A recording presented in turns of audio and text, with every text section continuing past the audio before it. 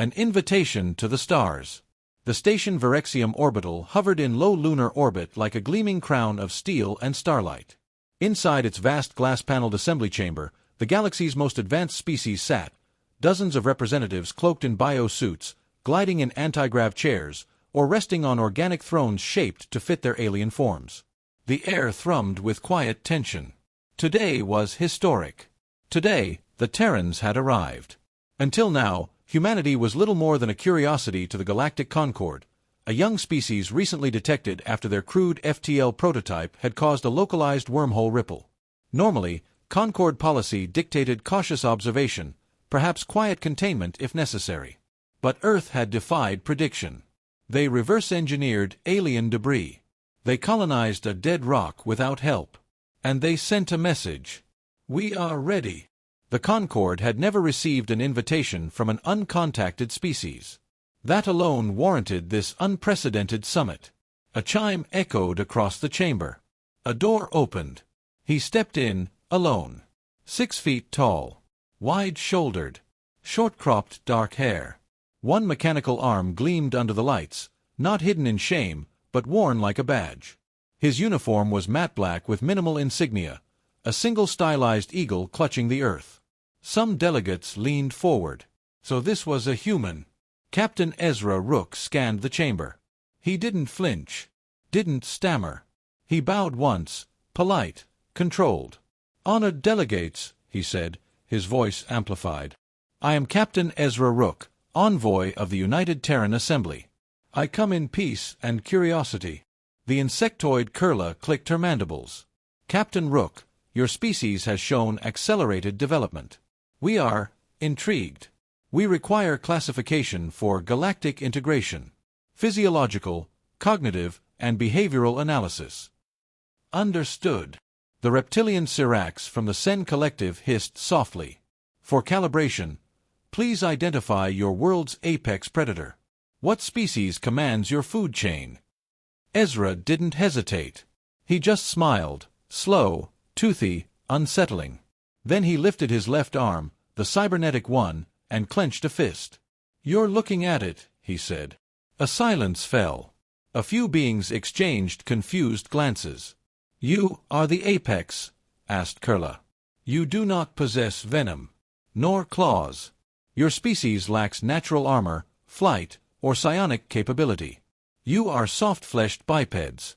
Your endurance readings are middling." Ezra tilted his head slightly. "Is that your criteria for apex status? Teeth, shells, tricks?" He paused. "Tell me, can any of you sprint and sweat for 20 kilometers in desert heat, without stopping? Can your young outthink predators before they can walk? Have you ever stared into the eyes of extinction, and chosen to evolve anyway?" He stepped forward, slowly. "We aren't fast. We aren't strong. We're not the biggest, nor the smartest in every field. But we're the most adaptive." He tapped his head. "And we refuse to die." The chamber murmured. Kurla rechecked her datasheet. "You hunt your own species?" "Sometimes. But more often, we cooperate. We build. We destroy. We rebuild stronger. And when the world tries to kill us, famine, ice, fire, war, disease, we learn, endure, and come back harder." Syrax's eyes narrowed. "You fear nothing." Ezra gave a short laugh. "We fear everything. That's why we prepare for anything." Silence fell again, deeper this time. Not just confusion, calculation. Ezra looked around the room. He raised his cybernetic arm again, slowly turning his wrist. "Do you know why we replaced this?" he asked softly. "It was wounded in your war," guessed a delegate. Ezra nodded. "Ripped clean off. I was 23. I could have died. But our species didn't evolve to accept loss. We evolved to lift past it." Then, deliberately, he reached behind his back, picked up a solid metal chair, and lifted it over his head one-handed. Clean. Smooth. Effortless. Alien eyes widened. Sensors blinked. The chair weighed over 60 kilograms. Ezra smiled again, that same unsettling grin. "You asked who Earth's apex predator was," he said, his voice now low but sharp. The answer stood up. Learned your language. Cracked your code. Built a rocket. Came to the stars. And now, we're here. And still holding the chair, he added. We didn't come to threaten. But don't ever mistake our kindness for weakness. The demonstration, adapt or die. The Concord High Council convened the next day under stricter security protocols. Though Ezra Rook had neither threatened nor attacked anyone, he had unsettled the entire galactic delegation. Muscle was one thing. Confidence laced with restraint? That was dangerous. To ensure proper classification, a standard test was proposed, a controlled demonstration within the Gauntlet Dome, a state-of-the-art simulation chamber designed to test a species' adaptability under environmental and combat stress. Each species present had, at some point, gone through it. Most had failed at least once. Ezra accepted the challenge without hesitation.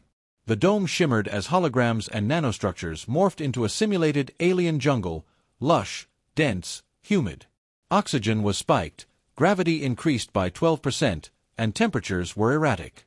Predator drones roamed. Environmental hazards shifted hourly. The goal: survive for 6 hours. No weapons. No outside communication. Just instincts, brainpower, and endurance. Ezra stepped inside. His only gear, a basic utility jumpsuit and a biometric monitor embedded in his cybernetic wrist. The door sealed behind him. From the observation deck, dozens of alien species watched, some taking bets, others observing silently. Monitors displayed body vitals, environment variables, and external threats. Within 10 minutes, Ezra vanished into the underbrush. Intentionally. Why did he leave the open path? One delegate asked. Because he doesn't know what the rules are, said Kurla, watching intently. So he's learning them. Within the first hour, Ezra had crafted a rudimentary spear using a snapped metal pipe and sharpened stone. Dug a pitfall trap using only his hands and a tree limb. Used tree sap and moss to camouflage his heat signature from predator drones. By the second hour, he was no longer being hunted. He was hunting. The predators sent after him were artificial quadrupeds with reinforced claws and reaction times far beyond humanoid norms. But Ezra didn't fight them head-on. He lured them into bogs. He threw decoys. He waited, even when wounded, striking only when a kill was guaranteed. Once, he triggered a trap that pinned one of the drones under a fallen branch, climbed on top of it, and ripped off its servo head with his bare hands. The observers murmured. Some were disturbed. He has no claws, whispered a Cephalon dignitary. How did he do that? He used the terrain, muttered Syrax. And leverage. Calculated force. That wasn't brutality. That was tactical brutality. By hour 4, he was injured, his left thigh gashed from a spring blade. But he didn't stop. He tore his sleeve, cauterized the wound with a heated rock, and kept moving. No sedatives. No pause. No panic. Meanwhile, a psionic observer, the Tellari, attempted a surface-level mental scan to assess his stress levels. They recoiled instantly. Withdraw, one of them hissed. That mind is not stable. What did you see?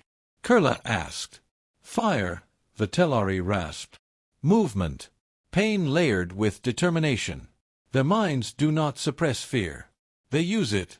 Like a torch in darkness. At hour 5, Ezra built a signal beacon from scrap parts found in downed drones, not to call for help, but to trigger interference that would disable the next wave of aerial hunters. At hour 6, he climbed the final ridge and stood under the exit gate, bruised, bloodied, sweat-soaked, and smiling. The chamber powered down. He walked out, limping, breathing hard, but upright, and nodded once toward the stunned council. I'm told I passed, he said dryly. No one replied for several seconds. Then Syrax asked softly, Why didn't you ask for medical assistance? Ezra wiped blood from his jaw and replied, Because I wasn't dead. In the post-analysis, one line was highlighted in bold across every report. Humans do not dominate because they are stronger. They dominate because they are willing to suffer until everyone else quits. And Ezra Rook? He just sat calmly in the debriefing chamber, sipping water, eyes focused. Not on the past. on whatever challenge they'd throw next. The past, you created gods of war. The Concord Hall was silent, but not in reverence, in dread. Captain Ezra Rook had survived the Gauntlet Dome longer than any other species had, including those genetically engineered for combat. He hadn't simply survived. He'd turned the test into a hunt.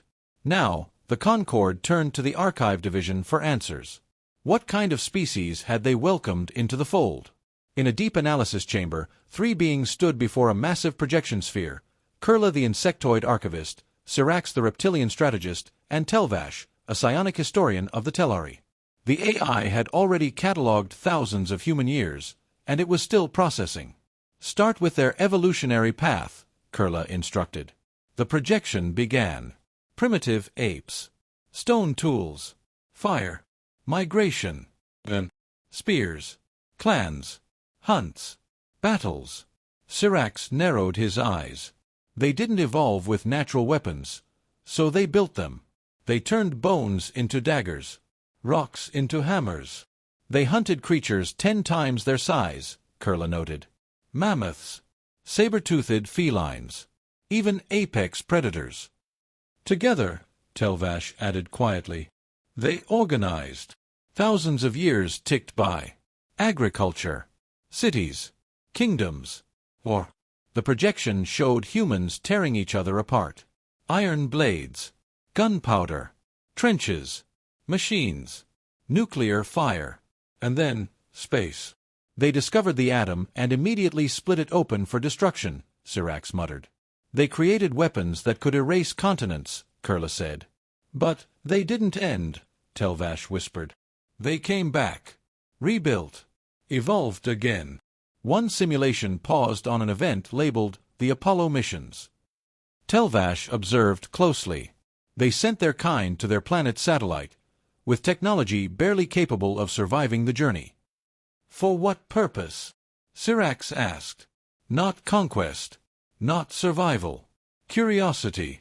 They watched as human explorers planted flags on barren rock and looked back toward Earth. A tiny blue sphere. They're not just predators, Kurla murmured. They're dreamers. Another image. Athletes running marathons until they collapsed. Soldiers dragging wounded comrades through fire. Rescue workers climbing into burning buildings. A quote flashed on the screen. The only easy day was yesterday. They glorify suffering, Syrax said. Not for pain's sake. For the triumph over it. Telvash reached into the projection with his mind, accessing literature, music, speeches. Give me liberty, or give me death. We choose to go to the moon. I am become death, destroyer of worlds. Though I walk through the valley of the shadow of death. Poetry and terror, science and myth, violence and hope, often from the same voice, the same nation, even the same century. They're fragmented, Kurla whispered. Divided, even now. That's what makes them dangerous, Syrax growled. Unity is optional. Strength is instinctive. A final simulation appeared, humanity's timeline from prehistory to now, visualized as a rapid ascent. From prey, to toolmaker, to killer, to philosopher, to astronaut. No other species in the Concord had evolved that fast without outside influence. And yet, humans had done it alone. In the council chamber later that evening, Telvash addressed the gathered delegates. We have studied their past. We have read their minds. And we understand now. He looked to Ezra Rook, who stood silently near the chamber's edge. You were not born apex predators, Telvash said. You were born fragile, hunted, afraid. You chose to become predators. Ezra said nothing. You conquered your world not by strength, Kurla added, but by choosing to never yield. Syrax stood. You are gods, but ones forged in fire, sharpened by fear, and tempered in ambition. Ezra finally spoke. Calm. Steady. We don't call ourselves gods. We call ourselves human. And we've only just begun. A silence spread across the room again, not confusion this time, but understanding. And a touch of fear. In the council report, the Concord historian added one final note. You gave fire to apes, and watched them become gods of war. Predator among prey. Captain Ezra Rook stood at the edge of the Concord Assembly Hall, the polished metal floor reflecting the faint sheen of his uniform. The room buzzed with analysis, whispers, and unreadable alien murmurs. Despite the heavy scrutiny from the delegation, his posture remained easy, relaxed, one hand resting on his belt, the other idly tapping against his cybernetic wrist. He was listening, learning, watching. News of the Gauntlet trial and the archival revelation had spread across the Concord like wildfire. The term Apex had started trending across interstellar feeds. But the whispers behind closed doors weren't admiration. They were concern, fear. Some wanted humanity fast-tracked for diplomatic integration. Others wanted them contained. And a few, the dangerous few, wanted to test the Terran's limits the old-fashioned way. It started with a diplomatic dinner. Ezra was invited aboard a Sen collective vessel, a show of unity, they claimed. Formal, ornate, cold. He knew it was a trap. 3 seats were assigned: Ezra, a Sen commander named Vosk, and an advisor from the Tellari Order. The meal was ceremonial, made of synthesized proteins tailored to each species' biochemistry. Ezra didn't eat. Not because he couldn't. Because he didn't trust anything on that table. Vosk leaned in during the 4th course and finally said what no one else would. You wear the face of a man. But behind the eyes, something else waits. Ezra didn't blink. You invited a predator. Don't be surprised when he watches for a threat. Vosk grinned, a flash of thin teeth and pride. You flaunt dominance. You lift chairs and fight in jungles. But is it instinct or spectacle? Ezra placed both hands on the table. You're asking if we're bluffing. I'm asking if the Apex is as dangerous without the stage lights. Silence. Ezra's face didn't change. I suppose we'll find out, he said simply. 2 hours later, as Ezra walked back to his shuttle hangar, the corridor lights flickered, an unusual glitch aboard any Concord vessel. His steps slowed. His ears sharpened. Something was wrong. He turned the corner and found 4 Sen operatives standing in the walkway, armored and armed. One raised a suppression blaster. Ezra didn't wait. He moved. In 5 seconds, he was inside the closest attacker's reach. The first strike shattered the Sen's visor. Ezra grabbed the stunned alien's weapon mid-drop and used it as a club, sweeping another soldier off his feet. A third fired. The beam scorched Ezra's side but didn't stop him. He surged forward, drove his cybernetic fist into the third's chest plate, cracking it like dry glass. The fourth tried to run. Ezra didn't chase. He grabbed the disabled blaster, made a minor adjustment, and threw it. It detonated in a flash, knocking the final attacker unconscious with a shockwave. 3 minutes later, station security arrived. The Sen were bloodied, unconscious, but alive. Ezra stood over them, breathing hard, face unreadable. One of the guards stammered, "Captain, are you hurt?" Ezra looked down at his scorched jacket, the light trail of smoke from his shoulder. He exhaled. Just warmed up. Later, the Concord convened an emergency session. An attack on a guest was a diplomatic breach, but no charges were pressed. Ezra didn't demand retribution. He didn't need to. Because now the Concord understood something their data hadn't captured. Apex predators don't boast. They don't threaten. They simply react when provoked, and end it quickly. At the end of the session, a young delegate from a peaceful aquatic world approached Ezra timidly. She asked, "Do humans always respond with violence?" He shook his head. "No. But we always respond." She hesitated. "Even if it costs you everything?" Ezra looked her in the eyes. Direct. We've lost everything. Again and again. That's why we're still here. Council Classification Update. Species: Homo sapiens. Designation: Apex Class, Tier Unknown. Threat Index: Variable. Behavioral Summary: A cooperative until threatened. Endlessly adaptive. Responds with overwhelming force only after provocation. A danger is not in their power, but in their resolve. Ezra returned to his ship that night. Alone. As the engines hummed and the stars blinked past, he poured himself a drink, staring at the stars ahead. He wasn't worried about aliens. He was worried about what happened when humans stopped holding back.